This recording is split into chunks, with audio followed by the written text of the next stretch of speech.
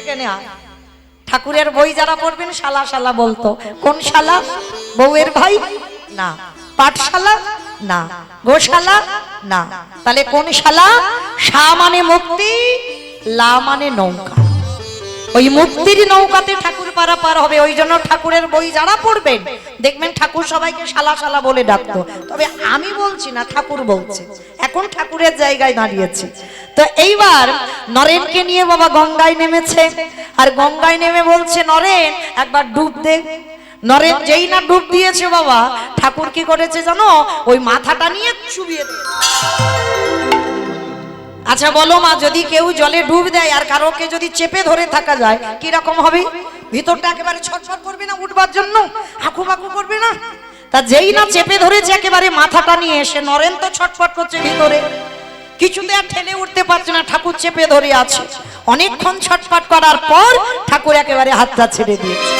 আর যেই না ছেড়ে দিয়েছি একেবারে ননে হাস হাস করে, ওরে বাবা, ওরে বাবা, ওরে বাবা। যেই না রেগে গেছে তো নরেন খুব, ঠাকুর এই জন্য তোমার বলে তুমি পাগল। বলে আরে শালা আমি তো পাগল। যারা জানে না, যারা বোঝে না, তারাই আমারে বলে পাগল। হ্যাঁ, তা তুই আমারে বলবি এতে তোমার রাগ দুঃখ নাই। আচ্ছা ঠাকুর, আমি তোমারে জানতে চাইলাম যে ভগবানকে পেতে গেলে মনের ভিতরে কি অনুভূতি হয়? তা তুমি আমার এরকম ওই নদীর জলে গিয়ে ওই রকম মাথাটা নিয়ে চুবিয়ে ধরেছো কেন? আরে আরে শোন, একটা কথা বলি। আচ্ছা নরেন, ওই যখন তোর ওই মাথাটা জলের ভিতরে চেপে ধরেছিলাম, আচ্ছা নরেন তোর কিরকম ভিতরে হচ্ছিল বলতো? ঠাকুর ঠিক এইভাবে কথা বলে, খুব রসিক তো। তো বলছি কি হচ্ছিল বলতো মনের ভিতরে? বলে ঠাকুর ভিতরটা হাসপাস করছিল, এই যেন বেরিয়ে যায়, এই যেন প্রাণটা বেরিয়ে যায়। বলে শোন নরেন, এই জগতে যারা কৃষ্ণ চরণ ভজন করে,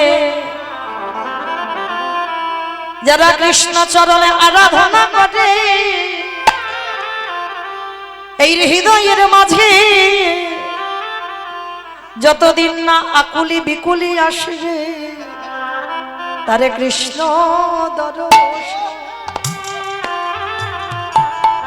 দর্শন হবে হবে না। কৃষ্ণ বলি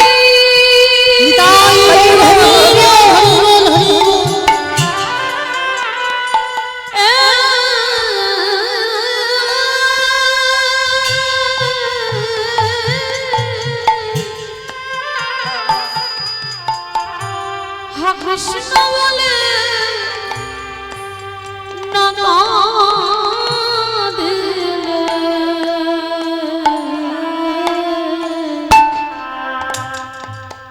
তার কৃষ্ণ দর্শন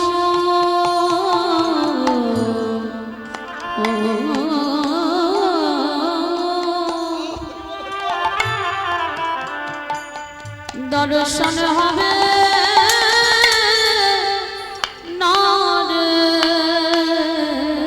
আস্তে। তাহলে বুঝলাম কি বাবা, মনের ভিতরে আকুলতা লাগবে, তারপরে তুমি কৃষ্ণ দর্শন পাবে। এই যে একটাই কথা যেন মনের বাজে, মনের মধ্যে বাজে, আমি কি তারে পাবো না, আমি কি তারে পাবো না? এ জন্মে না হয়, এর পরের জন্মে না হয়, তার পরের জন্মে না হয়, সাধিতে সাধিতে যদি কৃষ্ণ কৃপা করে এ জন্মে না হয়, জন্ম জন্মান্তরে। তাই কীর্তনের প্রারম্ভে আমার কমিটি বাবাদের, দাদাদের, ভাইদের প্রণাম দিলাম একটা কারণ, তারা জেনেছে বাবা, তারা বুঝেছে এটা কলিযুগ। আর কলিযুগে যাগযজ্ঞ নয়, ব্রত পূজা নয়, ধ্যান তপস্যা নয়, হরির নাম হরির নাম হরির নামৈব কেবলম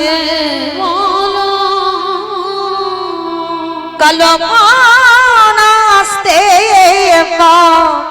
নাস্তে নাস্তে গতির গতির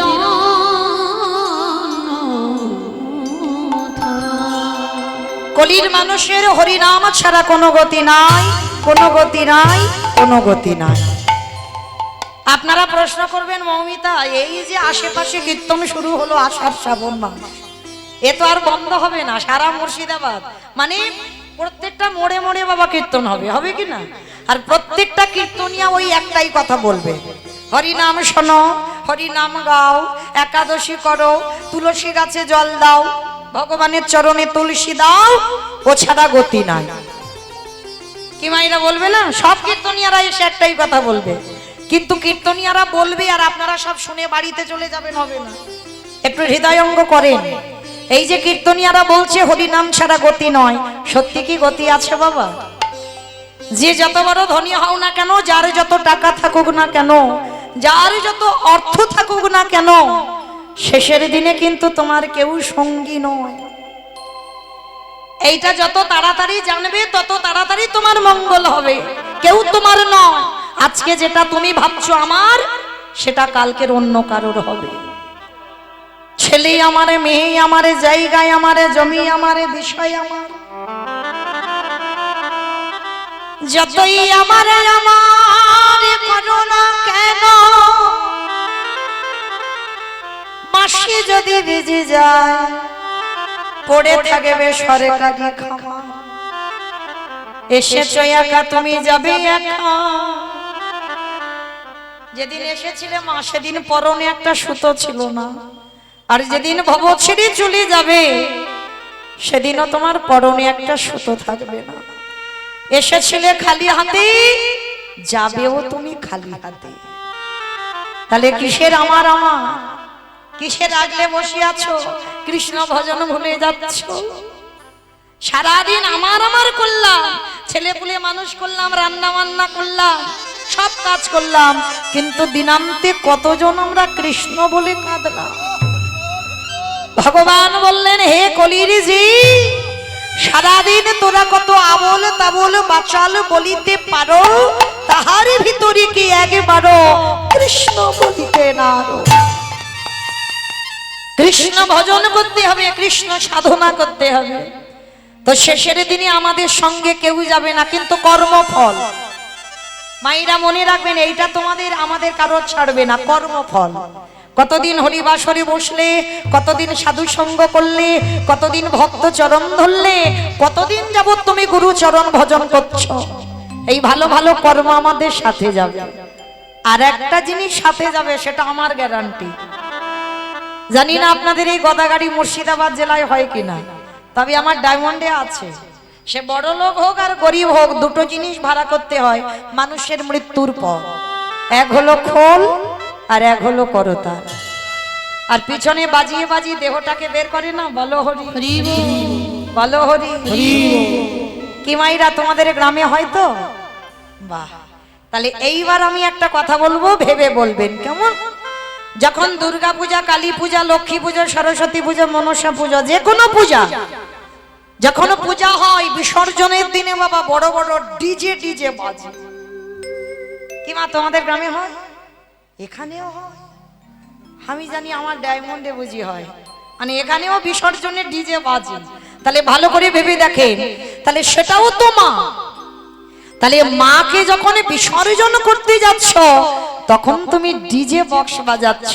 আর যেদিন আমাদের দেহটা কাঁধে করে নিয়ে যাবে শ্মশান ঘাটে, তখন কি লরিতে করে একটা ডিজে বাজালে হতো না? হবালে হতো। তাহলে হবাচ্ছি না কেন? এই জায়গায় আমার চৈতন্য মহাপ্রভু শিক্ষা দিলেন, ওরে কলিরিজি, এসেছিস খালি হাতে, যাচ্ছিস খালি হাতে। তাহলে শেষের দিনে যাচ্ছে কর্মফল। আর কি যাচ্ছে আমাদের? এই হরি নামে যাবে।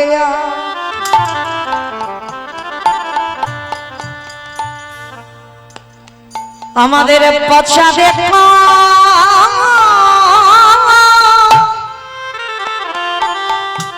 দেখো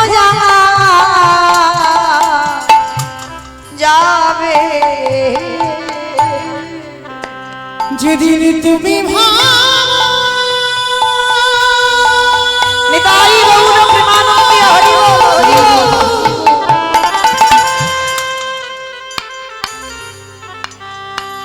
যেদিন তুমি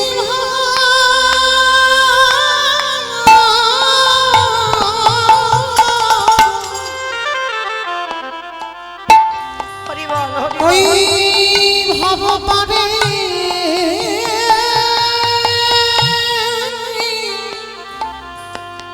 পারে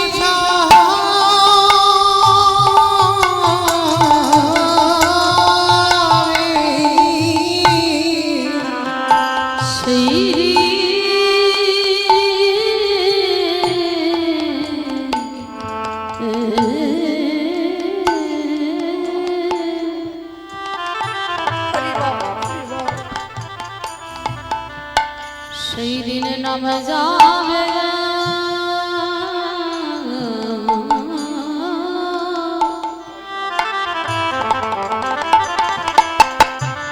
এই পচা দেহ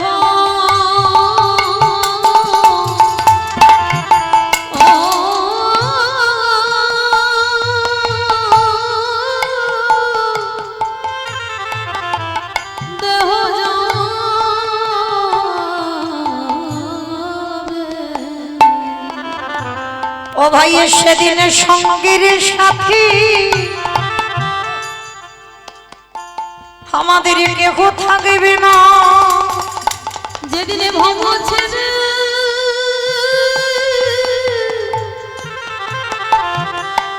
আমরা চলে যাব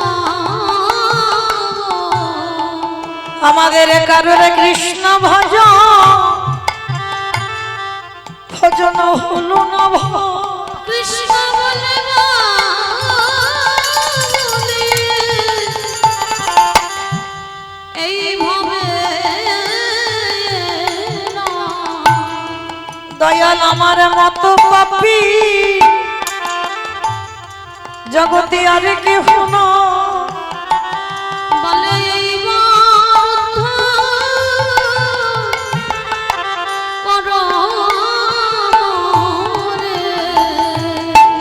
দয়াময় আমি পারির ঘাটি আমি দাঁড়াই রইল তুমি তো পতিতে পাবো নাম ধরে দয়াল আমার কেশে ধরে টেনে নিও তুমি তো কত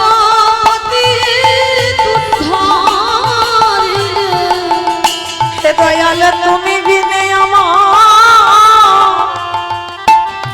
আমার গতি নাই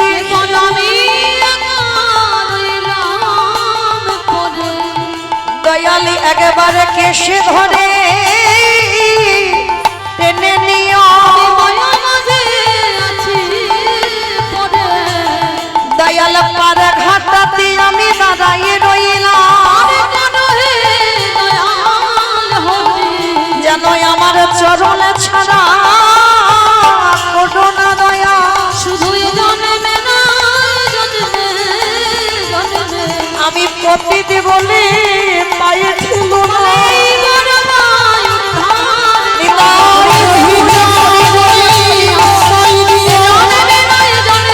তোমার ওহি চরণে আশ্রয় দিও নাম যাবে পচা দেহ যাবে আস্তে শিশুকালে কৃষ্ণ ভজে কৃষ্ণ পাবার আসে কৃষ্ণ পাবার আসে অগ যৌবনেতে কৃষ্ণ ভজে আসিবা না আসে আসে বানা আসে অগ বৃদ্ধ কালে কৃষ্ণ ভজে জমের তন আসে মাইরা কথাটা খুব মন দিয়ে শুনবেন ভজন করতে হবে সকাল সকাল সকাল গড়িয়ে গেলে আমার ভজন হবে না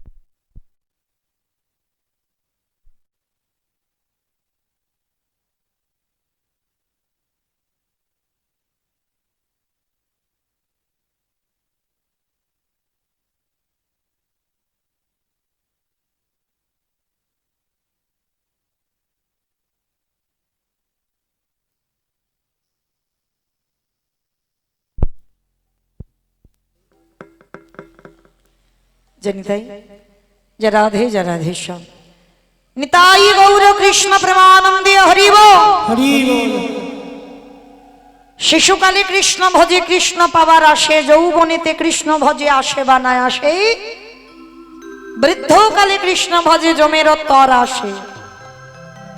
সকাল সকাল ভজন করতে হবে বাবা। আবার একদিকে বলছে কুড়ি ফুলে গোবিন্দ সেবা হয় না। তাহলে বাবা ভক্ত কোন দিকে যাবে? একদিকে বলছে কুড়ি ফুলে সেবা হয় না, আবার বলছে সকাল সকাল ভজনে নামো। তাহলে কোনটা করবে? কুড়ি ফুল সম দেহ তত্ত্বে বলছে বাবা বাল্যকাল। আমরা তো ধ্রুবের মা হতে পারিনি আর প্রহ্লাদের মা হতে পারিনি বাবা। ওই ধ্রুবের মা প্রহ্লাদের মা শিক্ষাটা দিয়েছিল, সংস্কার দিয়েছিল, তাই বাবা কুড়ি ফুলটা সেবায় লেগেছিল। আমাদের কুড়ি ফুল সেবায় লাগবে না। আর বাসি ফুল মানে দেহতত্ত্বে বাবা সবাই জানে বার্ধক্য দশা, দন্ত পড়ে যাবে, কেশ পেকে যাবে, চামড়া আলগা হবে। ও ফুল গোবিন্দ সেবায় লাগবে না। তাহলে সেবা দেবে কোন ফুল? আজকের ফোটা ফুল। যে ফুলটা আজকের গাছে ফুটেছে বাবা, ওই ফুল সেবায় লাগাতে হবে। আর আজকের এর ফোটা ফুল সম যৌবনকাল। আমার গোবিন্দ যৌবনকাল বড় ভালোবাসে বাবা। বারবার রাধারানীকে বলেছিল আমার যৌবনে দিয়ে ভালোবাসো। বাবা কোন যৌবনের কথা বললো? যেদিন দাঁড়াবার শক্তি থাকবে, দুটো হাত গোবিন্দ সেবার কাজে লাগবে, দুটো কর্ণ ভালো করে কৃষ্ণ নাম শুনতে পাবে, জিহ্বা কৃষ্ণ নাম বলতে পারবে, দুটো নয়ন ভগবানকে দেখতে পাবে, সেই সময়কালটাকে বলছে যৌবনকাল। 10টা ইন্দ্রিয় যেদিন সতেজ থাকবে, আর ওই ফুল গোবিন্দ সেবায় দিলে আমার গোবিন্দ বড় তৃপ্তি পায়। ওই জন্য বলছি সময় থাকতে ভজন করো। তাহলে চলো আমরাও সবাই এসেছি বাবা একেবারে সূর্য যখন মাথায়, যদিও বা এখন মাথায় দেখা যাচ্ছে না, ঢেকে দিয়েছে সূর্যকে। হ্যাঁ, কালকে ডাকবো, আজকে আর ডাকবো না। হরি বল। আজকের মেঘে ঢাকা আছে তো, কালকে সূর্যকে ডাকবো। তো যাই হোক, তো আজকে যখন সবাই একত্রিত হয়েছি, আমরা সবাই যাব মা কিছুক্ষণের জন্য নদিয়া নবদ্বীপ ধাম। একটুখানি হলেও যেতে হবে, আর তারপরে আমরা লীলা আস্বাদন করব। আমার উপরে আজকের একটা লীলার দায়িত্ব দেওয়া হয়েছে। লীলা আস্বাদন হবে কি? ভক্ত রুহিদাস। আচ্ছা বলো তোমরা, রুহিদাস কাদের বলে?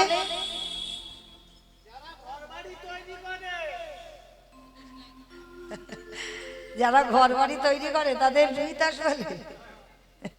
কাদের বলে? মুচি। হ্যাঁ, জুতো সেলাই করে, মানে চলতি ভাষায় যাদেরকে বলা হচ্ছে মুচি, মানে আমরা জগতে তাদেরকে ছোট জাত বলবো। তার সেটা আমাদের আস্বাদন হবে ওই রকম, ওই লীলাটাই। শুধু মনে রাখতে হবে, উচ্চ কুলে জন্ম নিলে কৃষ্ণ ভজন করা যায় না, নিজ কুলে জন্ম নিয়েও কৃষ্ণ ভজনের অধিকার পাওয়া যায়। আজকের আমার লীলার মধ্যে প্রকাশ পাবে, কিন্তু তার আগে আমাদের একটু যেতে হবে নদিয়ায়, মানে মুর্শিদাবাদের কাছেই নদিয়ায়। খুব একটা টাইম লাগবে না, আমার ডায়মন্ড হাবড়া থেকে আসতে গেলে টাইম লাগবে, কিন্তু এখান থেকে টাইম লাগবে না। আচ্ছা মাইরা সবাই নদিয়ায় যাবে তো? এই নিম্নচাপ মাথায় নিয়েও যাবে? ঠিক আছে, চলো তাহলে যেতে যখন চাইছো চলো নিয়ে যাই। সত্যতে নারায়ণ, ত্রেতাতে রাম, তারপরে কৃষ্ণ, কলিতে হলো গৌরাঙ্গ। আর আমরা কলির মানুষ, যদি আমার ছেলেটাকে ডাকা না, ভুল হলো, আমার ছেলে নয় আমাদের, আমাদের ছেলেকে যদি ডাকা না হয়, তাহলে বাবা আমার কলিযুগটার বড় অপমান করা হবে। তাহলে চলো নদিয়ায় গিয়ে দেখবো সেই কৃষ্ণ গৌর হয়ে যেদিন এলো, নদিয়ার ভাব কেমন। আজ জয় জয়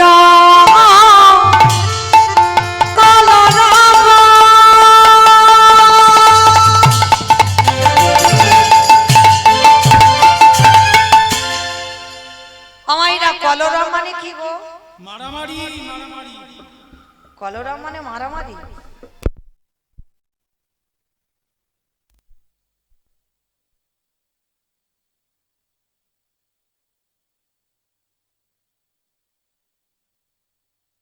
মেশিন লাগানো আছে, এক পয়সা দাম।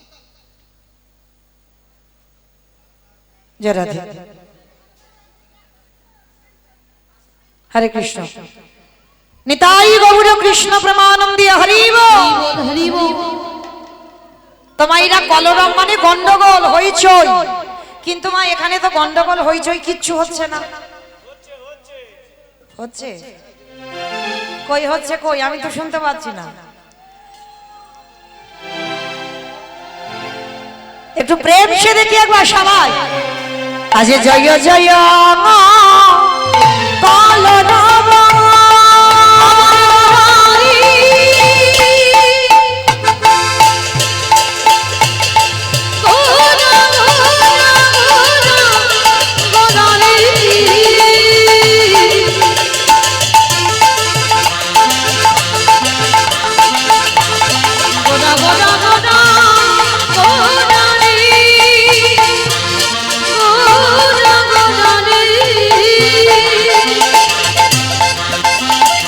নিতাই গৌর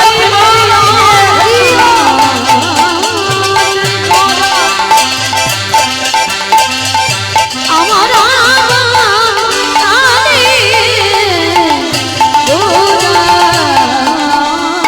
আজি জয় জয়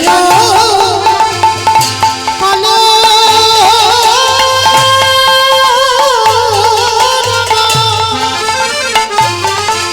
ওই না নদিয়ানা গোরে অগজনমল ভিবে গোদা সচির উদনে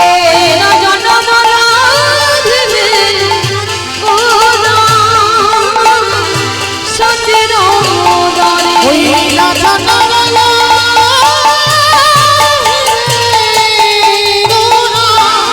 ঘোড়া সচির উদারে আজ নদিয়াতে গৌরদয় খালা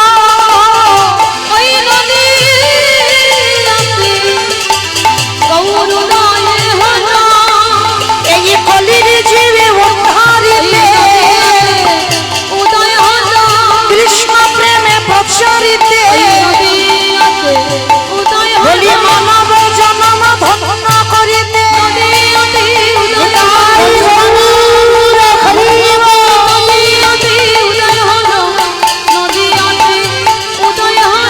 এবার জনমল ভিবে গোরা সচির উদারে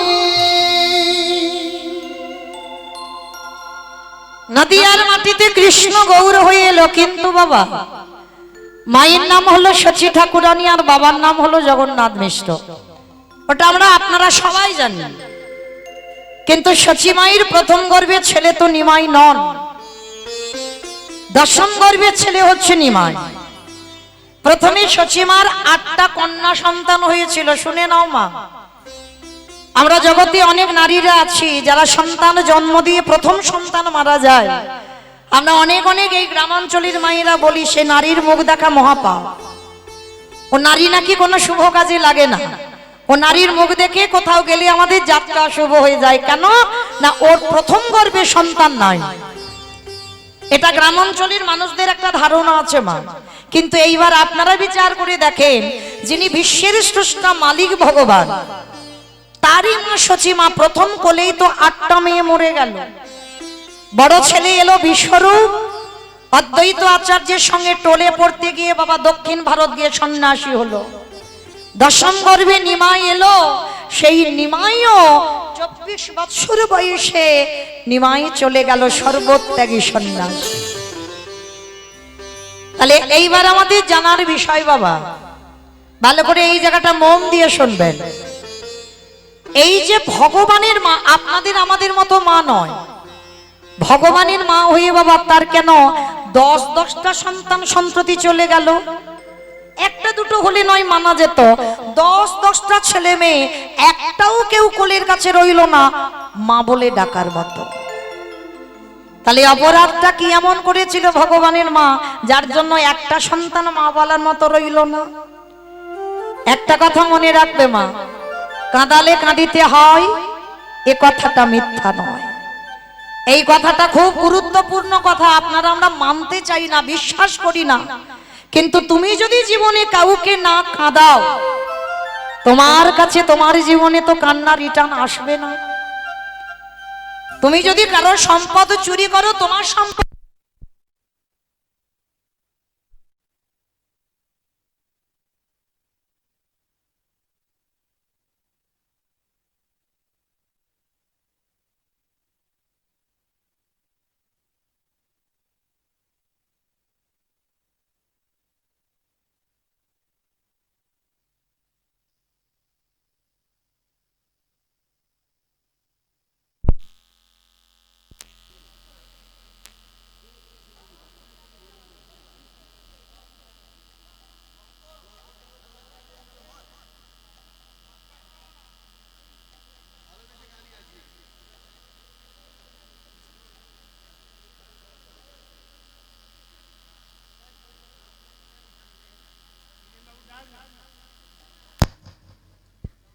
কৃষ্ণ জয় রাধে।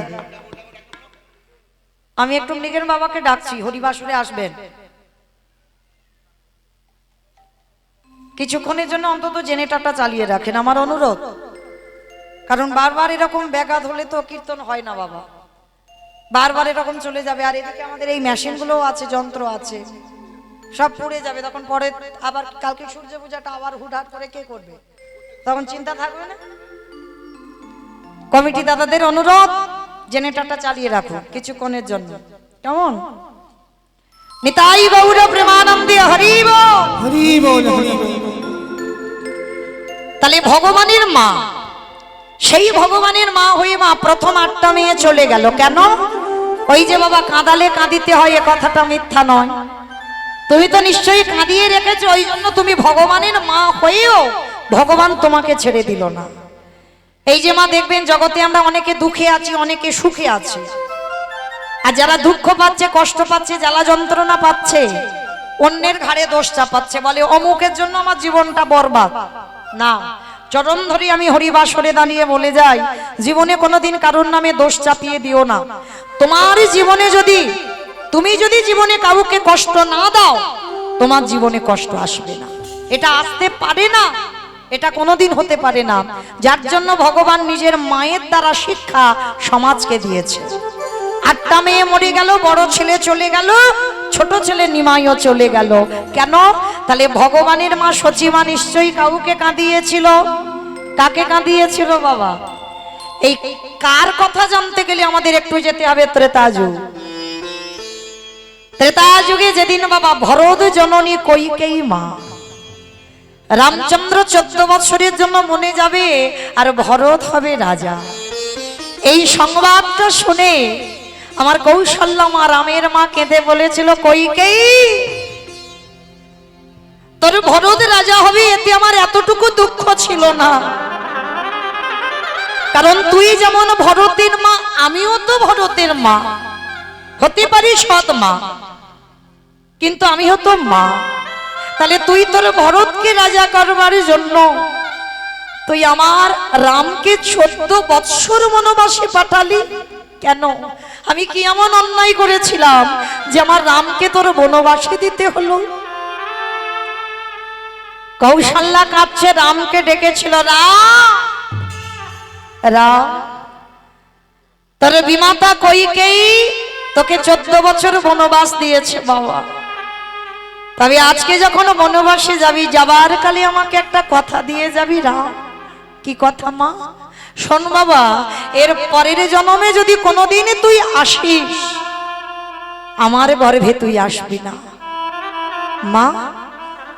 আমি তোমার গর্ভে আসবো না, আমাকে পাবার জন্য যোগী মুনি ঋষি কাঁদে, আর তুমি আমাকে সন্তান রূপে পেয়েও বলছো আমি তোমার গর্ভে আসবো না। আমি কার গর্ভে আসবো? ওরে রাম রে, আসতে যদি হয় তোর বিমাতা কইকেয়ীর গর্ভে আসবি, কিন্তু আসবি বটে, কিন্তু কোনদিন তোর মায়ের স্তন দুগ্ধ পান করবি না। কথা দিয়েছিল মা, তাই হবে। আর সেই ভরত জননী কইকেয়ী পরের জন্মে হয়েছে মা দেবকী মা। আর দেবকী মা যখন কংসের কারাগারে আমার রামচন্দ্র তো কৃষ্ণ হয়ে আবির্ভূত হলো, সেই দেবকীর গর্ভে এলো। আর ভাদ্র কৃষ্ণাষ্টমী তিথিতে ঝড় বৃষ্টি মাথায় নিয়ে বাবা বসুদেব কৃষ্ণকে নন্দালয়ে রেখে এলো। তাহলে এই দেবকীর কারাগারে যারা জন্মাষ্টমী লীলা শুনেছেন তারা জানবেন, প্রথমে বাবা 6টা সন্তান হয়েছিল। কংস মামা একটা একটা করে নিয়ে আছাড় দিয়েছিল পাথরে। 7ম গর্ভে এসেছিল বলরাম, বসুদেবের প্রথমা পত্নী রোহিণীর গর্ভে চালনা করেছিল। 8ম গর্ভে এলো আমার কৃষ্ণ, বাবা বসুদেব মাথায় করে নিয়ে মা নন্দরানীর কাছে রেখে এলো। তাহলে হিসাবগুলো মা ঠিক করে রাখবেন। প্রথম জন্মে দেবকী হয়ে 8টা সন্তান চলে গেল। কৌশল্যা নন্দরা রামকে 14 বছর কাঁদিয়েছিল, আর কৌশল্যার অভিশাপে কইকেয়ীকে প্রথম জন্মে 8টা সন্তান হারাতে হলো। আরে দ্বিতীয় জন্ম কোথায় হলো? দ্বিতীয় জন্ম হলো পুরী ধামে, জগন্নাথ ধামে। সেই ক্ষেত্র যারা যারা গেছেন বাবা, এখন তো জগন্নাথের জ্বর হয়েছে, জানো তো? জগন্নাথের গেলে দেখতে পাবে না, এখন জ্বর হয়েছে, ঘুমাচ্ছে।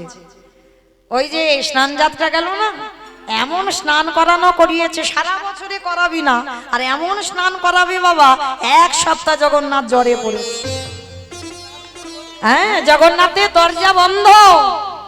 এই 1 সপ্তাহ ওই কবিরাজ, মানে বৈদ্য কবিরাজ, আমাদের মতো অ্যালোপ্যাথি ওষুধ নয়, বৈদ্য কবিরাজ গাছগাছরার ওষুধ আমার জগন্নাথকে সেবা দেওয়া হয় 1 সপ্তাহ। আর জগন্নাথ শয়নে থাকে, আর 1 সপ্তাহ জগন্নাথের দরজা খোলা হয় না। তো আপনারা জানেন, এই জগন্নাথ দেখা মানেই তো কৃষ্ণ দেখা। কারণ আপনারা জানবেন না, কৃষ্ণের নাভিটা তো আমার জগন্নাথের নাভিতে প্রতিষ্ঠা করা আছে। কি বাবা এটা জানেন তো? কৃষ্ণের নাভিটা যেদিন ওই প্রভাসযোগ্য লীলা হয়েছিল, এই প্রভাসযোগ্য লীলার পরে আমার ভগবান কিন্তু কোনো লীলা করেনি, এই লীলাটা শেষ। তার লীলাটা সমাপ্ত করে যখন বাবা গান্ধারী মার অভিশাপে কৃষ্ণের যদু বংশ ধ্বংস হলো, 1টা 2টো নয়, 56 কোটি যদু বংশ। গান্ধারী কুরুক্ষেত্রের মাঠে হাহাকার করে কেঁদেছিল, কৃষ্ণ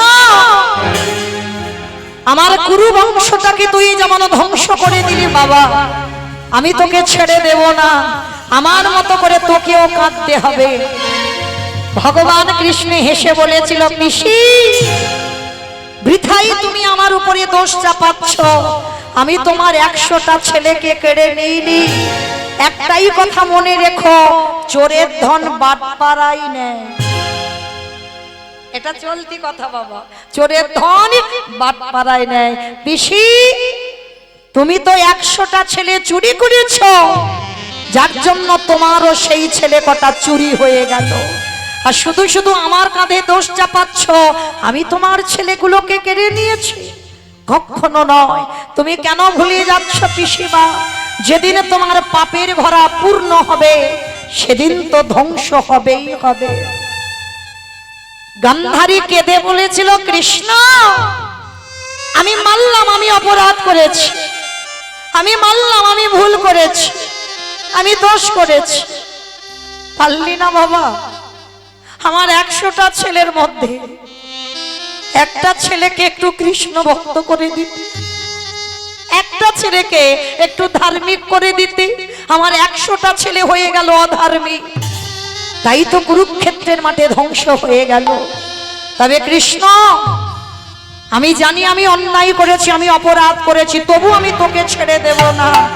আমি তোকে অভিশাপ দিলাম, আমার কুরু বংশ যেমন তুই ধ্বংস করেছিস, আমি তোরই অভিশাপ দিলাম। আমার মতো করে চোখের সামনে পুত্র হারাবার যে কত যন্ত্রণা, আত্মীয় পরিজন হারাবার যে কত যন্ত্রণা, আপনজন সরে গেলে যে কত যন্ত্রণা, আমি তোকে অভিশাপ দিলাম কৃষ্ণ, আমার মতো করে তোর 56 কোটি যদু বংশ ধ্বংস হবে। ভগবান বিশ্বের স্রষ্টা মালিক হয়ে মাথাটা পেতে নিল। পিসি কথা দিলাম আমি ভগবান, আমার শত্রুর মধ্যেও আমি ভগবান বিরাজমান, আমার মিত্রর মধ্যে আমি ভগবান বিরাজমান, আমি সবার মধ্যে বাস করি। কথা দিলাম পিসি, তোমার অভিশাপ আমার শিরোধার্য। আর গান্ধারীর অভিশাপ মতো কৃষ্ণের 56 কোটি যদু বংশ চোখের সামনে ধ্বংস হয়েছিল। আর কৃষ্ণকে বাবা যখন বলরাম দাদা প্রভাসের তীর্থে তপস্যা করে প্রাণ ত্যাগ করেছিল, তারপরে আর সহ্য করতে পারল না ভগবান কৃষ্ণ। মনে মনে ভাবলেন, এবার তো আমার দেহ সম্পাদন করতে হবে। গাছের ডালে বসে রইল আর জড়াবে একটা পাখির ঠোঁট মনে করে আমার কৃষ্ণের চরণের তলার রংটা কেমন গো, বিম্ব ফল।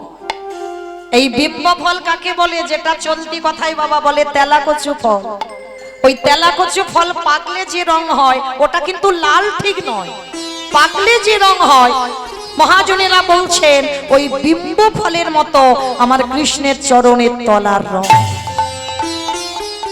আর যখনই প্রাণ ত্যাগ করলো জরা ব্যাধির হাতে, জরা ব্যাধি ছুটে এসে কেঁদেছিল, প্রভু প্রভু আমি বড় অপরাধ করেছি, আমি বড় ভুল করেছি। তুমি ভগবানের জেনেও আমার হাতে তোমার মৃত্যু হলো, আমি কত বড় পাপী।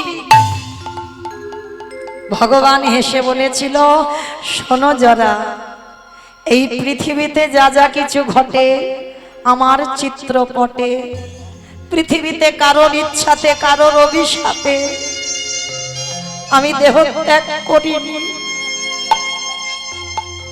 আমি যাকে যে কথা দিই আমি কথা রাখি। তুমি ভুলে যাচ্ছ তুমি কে? তুমি তো ছিলে সেই বালিপুত্র অঙ্গ। মনে করে দেখো, যেদিন আমি অযোধ্যায় ফিরেছিলাম, 14 বছর বনবাস শেষ করে, যে যা আমার কাছে চেয়েছিল আমি সবাইকে দিয়েছিলাম। অঙ্গ, তুমি সেদিন আমার চরণে পড়ে কেঁদেছিলে, বলেছিলে প্রভু যে যা চাইছে তুমি তাকে তাই দিচ্ছ, তুমি তোমার এই অঙ্গদকে কিছু দেবে না। রঘুপতি রামচন্দ্র বলেছিল, অঙ্গ আমি মর্যাদা পুরুষোত্তম রাম, যে আমার কাছে যা চায় আমি তাকে 2 হাত ভরে দিই।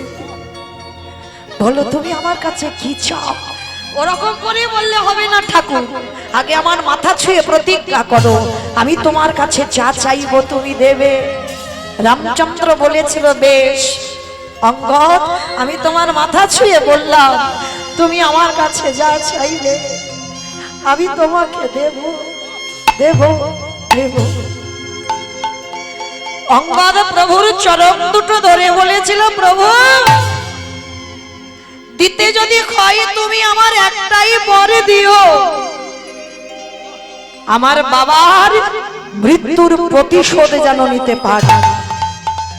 যে আমার বাবাকে মেরেছে আমি নিজের হাতে আমি তাকে মারতে চাই। ভগবান আশীর্বাদটা দেওয়ার পরে চমকে উঠেছে, কথা দিলাম রাম জন্মাবার আগে বাবা রামায়ণ তৈরি, আশীর্বাদ দিয়েছিল, কথা দিলাম অঙ্গ তোমার বাবার মৃত্যুর জন্য আমি দায়ী, আর কেউ নয়। আমার হাতে বধ হয়েছে, কথা দিলাম আমি নিজের হাতে তোমার হাতে মৃত্যুবরণ করব। তবে এ যুগে নয়, এ দেহে নয়। যেদিন আমি কৃষ্ণ অবতারী দ্বারকাধীরাজ হব, সেদিন তুমি হবে অঙ্গদ জরা ব্যাগ। আর কথা দিলাম আমি তোমার হাতে আমি আমার প্রাণটা ত্যাগ করব। আজকে যখনই কাঁদছে জরা, প্রভু আমার জন্য না, তোমার জন্য নয় জরা, আমি কথা দিয়েছি, আমি কথা রেখেছি। গান্ধারী অভিশাপ দিয়েছি, কথা রেখেছি, আমাকে দেহ ত্যাগ করতে হবে। তো বাবা, মানুষ মরে গেলে দেহের সর্বাঙ্গটা পড়ে যায়, কিন্তু একটা জায়গায় পড়ে না। কোন জায়গা?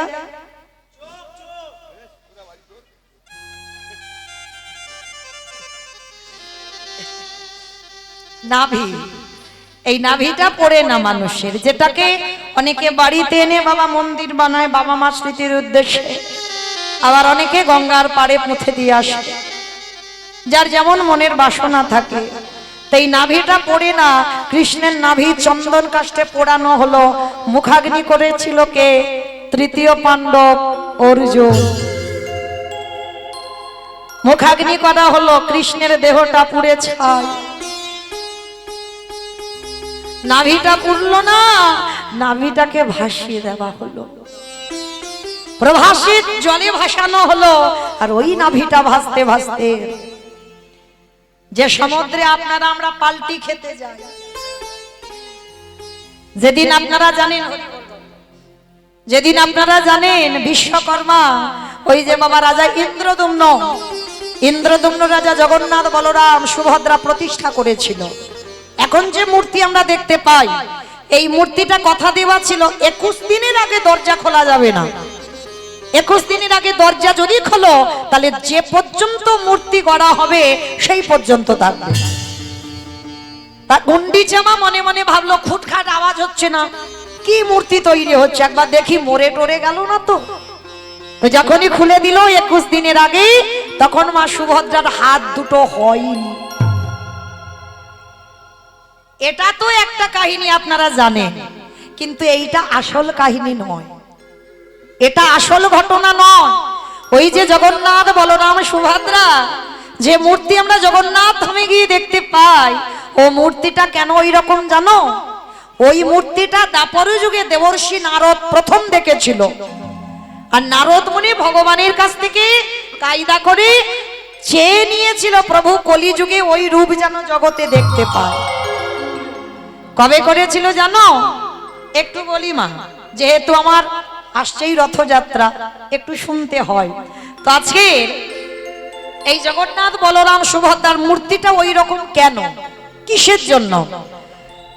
তো যেদিন ভগবান কৃষ্ণ 16,108 জন স্ত্রী, আপনারা জানেন ভগবানের 16,108টা বউ, আর 8 জন ছিল পাটরানী।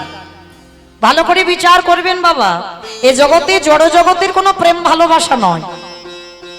এতগুলো যার বউ আছে, তবু ঘুমের ঘরে রাধা রাধা বলে। রাধে গো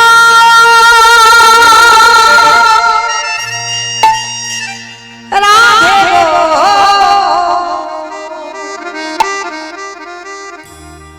একেবারে সারা রাধে, একেবারে সারা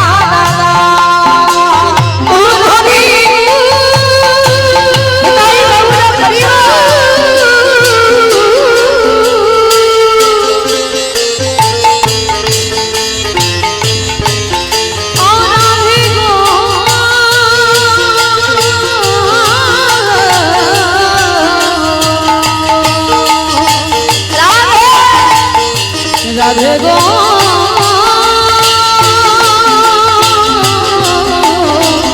একেবারে সারা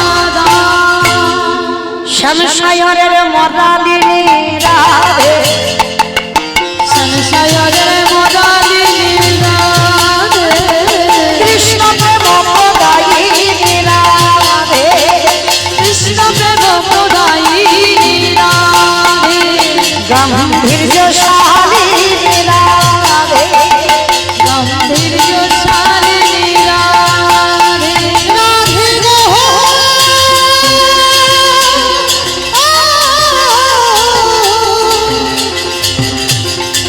ও রাধে,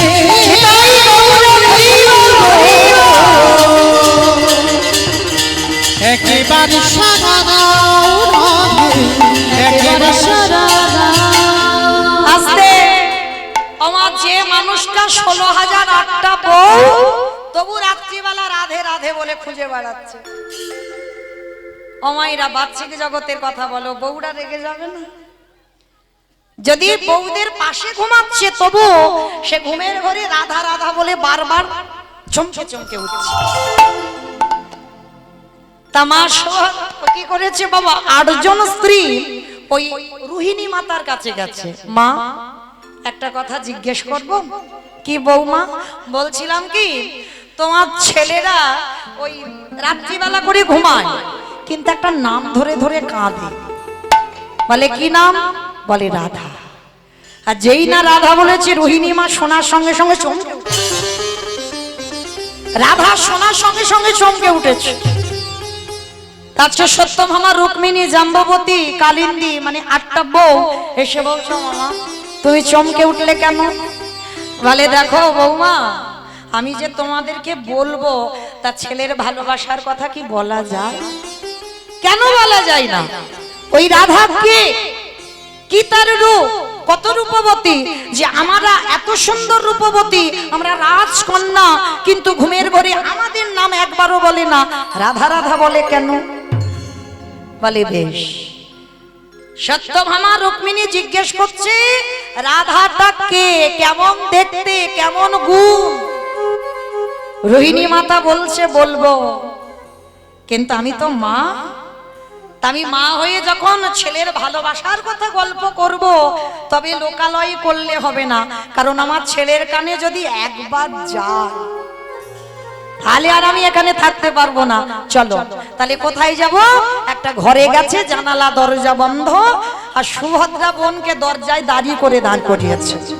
যদি কৃষ্ণ আসে তাহলে বলবে যে ভিতরে মাতা রোহিণী আছে, এখন যাওয়া যাবে না, একটা আলোচনা চলছে, যাওয়া যাবে না। তা সুভদ্রাকে দরজা দাঁড়িয়ে করে রেখেছে, আর ঘরের ভিতরে মাতা রোহিণী মানে বলরামের মা রোহিণী ওই রাধা প্রেম তত্ত্ব আলোচনা করছে। আর রাধা প্রেম তত্ত্ব আলোচনাটা কেমন জানো? ও রাধা কেমন দেখতে জানো? ওগো তোমার গরবে গডবিনী আমি রূপসিত মাধবতে, ওগো তোমার